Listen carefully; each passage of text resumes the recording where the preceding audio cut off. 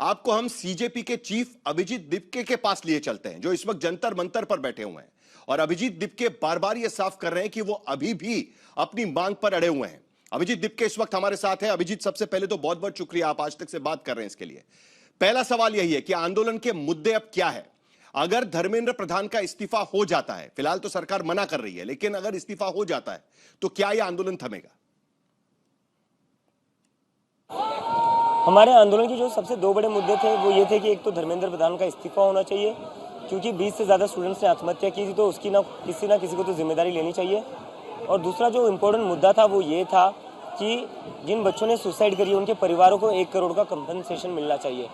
उसके साथ 20 जुलाई को जो हुआ, जिस ब्रूटैलिटी के साथ पुलिस ने बच्चों के सर फोड़े, लड़कियों को पीटा है, तो उसके रिगार्डिंग हमने एक और डिमांड ऐड करी है कि जिन बच्चों के साथ ऐसा हुआ है, एक तो उसकी वजह से पुलिस के ऊपर कार्रवाई होनी चाहिए, और साथ में जिन बच्चों के ऊपर झूठे केसेस लगाकर उनको डिटेन या अरेस्ट किया गया था, वो सारे केसेस वापस लिए जाने चाहिए। लेकिन अब विपक्षी पार्टियां भी आपको सपोर्ट कर रही है, क्योंकि तमाम विपक्षी पार्टी के नेता आपके यहां पर दिखे। राहुल गांधी वहां पर एक अलग प्रदर्शन वहां पर कर रहे हैं, आप इसे कैसे देखते हैं? मैं सभी विपक्षी पार्टियों का धन्यवाद करना चाहूंगा कि वो उन सभी ने अपने पॉलिटिकल डिफरेंसेस को बाजू में रखकर स्टूडेंट्स के साथ एक साथ आए, और जो उन्होंने समझा कि जो देश का मुद्दा है, जो भविष्य का मुद्दा है इस देश का, उसके लिए वो सब साथ में आकर हमारे साथ खड़े रहे। उसके लिए मैं सभी का धन्यवाद करना चाहता हूँ।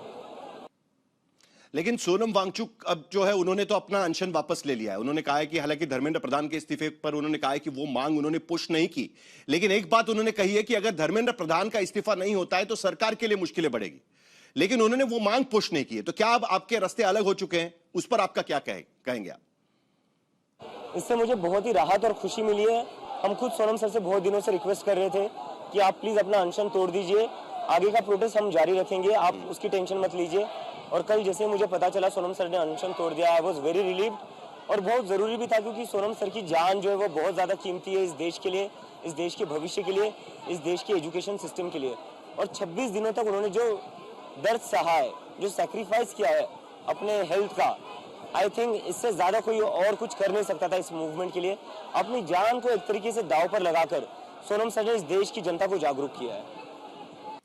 ठीक है, लेकिन आगे का प्लान क्या? क्योंकि आंदोलन तो पूरा पेपर लीक और धर्मेंद्र प्रधान के इस्तीफे के आसपास नजर आ रहे हैं, लेकिन आगे क्या प्लान होगा? क्या कुछ और भी मुद्दे हैं, उसको भी आप उठाने की कोशिश करेंगे? अभी तो ये आंदोलन हमारा ऐसे ही जारी रहेगा जब तक धर्मेंद्र प्रधान इस्तीफा नहीं देते, और मुझे लगता है इसमें सरकार की भी भलाई है कि जल्दी से जल्दी धर्मेंद्र प्रधान का इस्तीफा हो जाना चाहिए। क्योंकि अगर धर्मेंद्र प्रधान का इस्तीफा नहीं होता है तो आज जो देश में लाखों के नंबर्स में स्टूडेंट्स और युवा सड़कों पर उतरे हैं, अगर धर्मेंद्र प्रधान का इस्तीफा नहीं होता है तो फिर वो नरेंद्र मोदी का इस्तीफा मांगना शुरू कर देंगे। तो सरकार की भलाई भी इसी में कि धर्मेंद्र प्रधान का इस्तीफा हो जाना चाहिए। लेकिन 2 राउंड आपकी बातचीत हो चुकी है सरकार के साथ में, आपका प्रतिनिधिमंडल उनसे मिलकर आया हुआ है, आज भी जो बातचीत हुई है, क्या आप उससे संतुष्ट है? क्या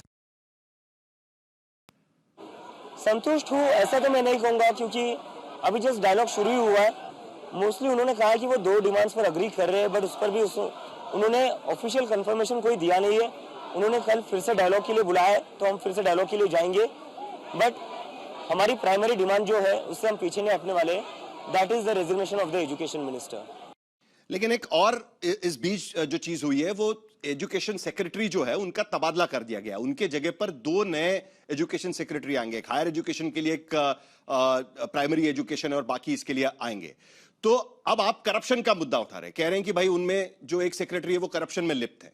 ये मुद्दा आप कहां से उठा रहे हैं? क्या यही मुद्दा रहेगा आप इसके आगे? क्योंकि मुझे पता चला है कि उनके ऊपर ऑलरेडी करप्शन के बहुत सारे एलिगेशन थे। एनिमल वेलफेयर डिपार्टमेंट में उन्होंने करप्शन किया हुआ था, तो एक तरीके से उनको प्रमोट किया जा रहा है। करप्ट लोगों को ये सरकार प्रमोट कर रही है, तो ये क्या हो रहा है? हम बोल रहे हैं कि कॉन्क्रीट एक्शन ले लो, अकाउंटेबिलिटी फिक्स करो, आप जो कर रहे हो वो ये करोगे और करप्ट लोगों को प्रमोट कर रहे हो, so this is not right. तो सरकार ने, धन्यवाद अभिजीत, आपने हमसे बात की इसके